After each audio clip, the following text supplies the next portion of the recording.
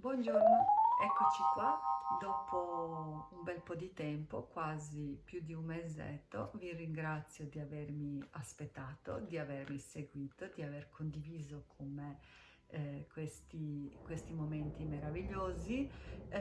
Penso che sentite fuori c'è un enorme temporale. Allora, per quelli che appena cominciano a conoscermi, io sono Sani e questi sono Sani Positive Vibration e io sono self healer coach, cioè meglio detto sono un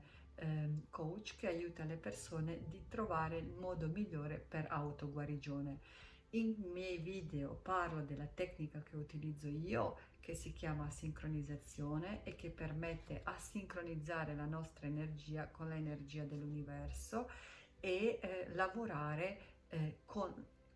e attraverso l'energia di universo. Però nei miei video su questa pagina troverete diverse tecniche come Theta Healing, autoguarigioni, legge d'attrazione, Italo Pentimale, troverete tutto e di più e ancora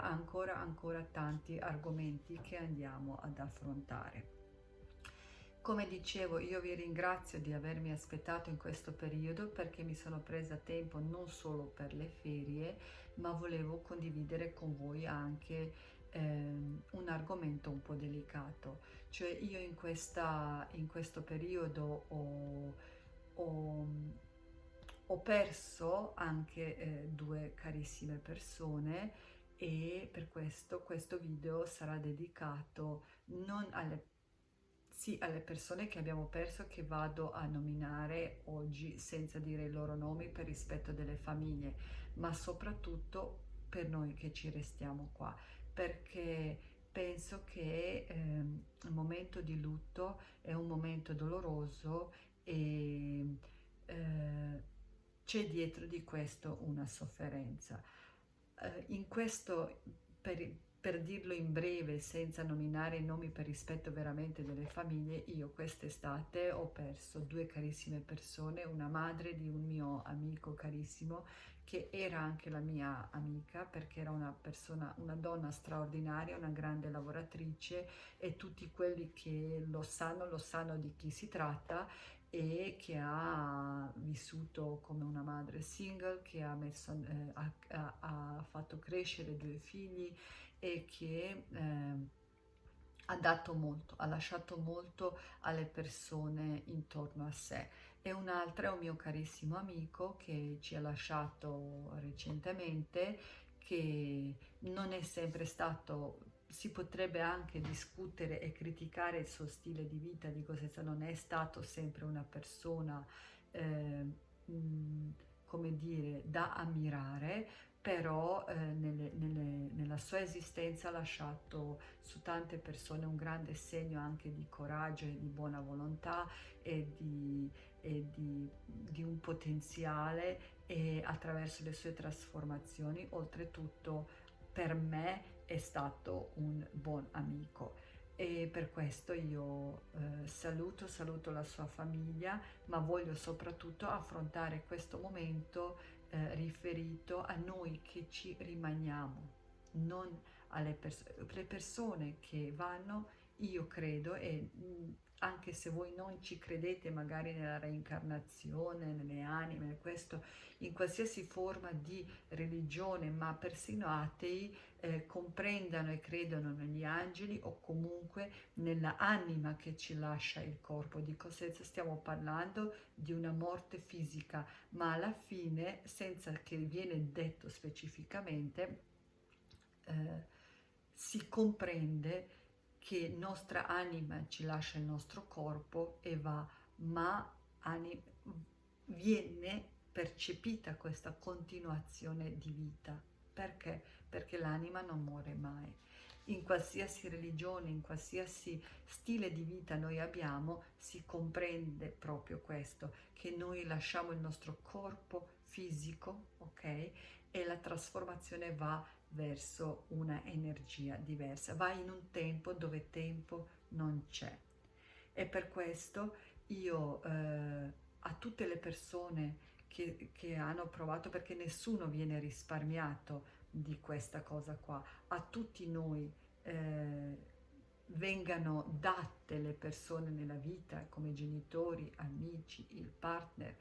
coniugi, parenti, nonne, zii, tutte queste persone fanno parte di nostra vita per un periodo e poi quando il loro compito è finito qua, per svariati motivi, loro vanno a insegnarci e a proteggerci da un'altra dimensione e voglio che comprendete questo. Questo non toglie la nostra sofferenza nel qui e ora, nella nostra fisicità, nella vita della tridimensione e per questo consiglio come dall'antichità dobbiamo comprendere che sono esistiti sempre i rituali che ci permettano a, come dire, a velocizzare il processo di reintegrarsi con noi stessi e di continuare una vita normale. Però tutti questi processi hanno un tempo, non è che possiamo spegnersi e accendersi e nessuno l'aspetta questa cosa qua da noi. Però una cosa è importante, dobbiamo ricordarci dei nostri amici, dei nostri cari con la gioia nel cuore, perché loro hanno lasciato e hanno vissuto per dare e per lasciare qualcosa di buono, anche attraverso dei momenti di dolore, di litigi, di incomprensione, sono stati parte della nostra vita per lasciarci qualcosa di buono. Riportiamoli dietro con la nostra immagine, con immagine del loro viso, con immagine degli posti che abbiamo frequentato insieme. Possiamo noi persino in quelle occasioni ascoltare la musica che abbiamo fatto insieme, leggere un libro, guardare una foto, cioè ricreare questa comunicazione che ci identifica con i momenti passati con questa persona e possiamo concederci tutto ciò, ma la parola più bella che possiamo rendere nostra, chiamiamo così, per permetterci di sentirci vicino alle persone che amiamo è questa: quando io non ci sarò più, chiama il mio nome e io vivrò per sempre. È questo, dico senza ogni momento, in ogni situazione, quando noi vogliamo dare onore e far vivere queste persone, chiamiamo il loro nome che noi conosciamo nel qui e ora e questo gli permetterà di vivere per sempre. Questa è l'energia con quale noi possiamo richiamare le persone che abbiamo amato nella nostra vita come sostegno, come dialogo e in questi momenti dobbiamo e possiamo concederci persino di chiarire le cose che non sono state fatte durante la loro permanenza in questa dimensione. E questo è dal punto di vista spirituale, perché noi siamo connessi geneticamente con tutte, l'energia è stata scambiata persino nell'amicizia, perché negli nostri rapporti c'è questo scambio energetico da qua che deve essere lasciato andare e pulito. Ma quando parliamo del lutto, e per questo io oggi volevo più una cosa un po' più, chiamiamola così, psicologica, ma non è solo psicologica, perché la psicologia dovete capire che è un strumento molto valido e parte dal fatto che tutti gli psicologi in questo mondo sono qui per aiutarci a liberarci di questa sofferenza e di questo dolore, perché è il concetto di perdita, ok? Noi perdiamo quotidianamente, perdiamo le chiavi, perdiamo i soldi, perdiamo il lavoro, perdiamo il nostro titolo. Si può perdere nella vita, fa parte del trovare e perdere, far parte di un concetto. Ma finché noi perdiamo le cose, i titoli, il posto di lavoro, ok? Nel bene o nel male, tutte queste cose qua possano essere sostituite, possano essere cambiate con qualcosa diverso, invece, o con qualcosa di meglio. Invece la perdita di persona cara è insostituibile, è per questo che ci resta questa sofferenza e questo dolore che noi chiamiamo lutto. E io quando intendo dire lutto non intendo solo la fase in quale uno indossa nero o lutto perché portiamo a cimitero la persona cara. Io in questo momento voglio parlare di lutto come quattro fasi nostri psicologici e spirituali che dobbiamo permetterci di attraversare per ricominciare a vivere non come dimenticanza o come sensazione di aver perso o di aver dimenticato le persone che abbiamo amato, ma come massimo degli onori e del rispetto che possiamo dare proprio perché rispettiamo il loro volere, cioè che se loro hanno fatto la parte della nostra vita e se noi ci ricordiamo e non volevamo perderli perché probabilmente siamo convinti che loro vissuto insieme a noi era di enorme importanza positiva, cioè hanno voluto anche loro il bene a noi come noi vogliamo bene a loro, giusto? Allora il momento quando ci hanno lasciato e sono andati in un'altra dimensione, continueranno a volerci bene e volerci bene vuol dire che vogliono per noi il massimo del nostro bene. E noi dobbiamo riprenderci, dobbiamo rimetterci nelle fasi giuste su questa careggiata. Quali sono queste quattro fasi? E ve lo dico dalla mia propria esperienza del vissuto perché ho perso adesso recentemente questi due amici, ma non tanto tempo fa ho perso la mia suocera che è mamma di mio marito, che era una donna eccezionale con quale avevo un bellissimo rapporto e che era una donna da quale si poteva imparare dalla sua intelligenza, coraggio e onestà, perché era una persona estremamente umile e onesta. E altrettanto da giovane ho perso il mio padre, ho perso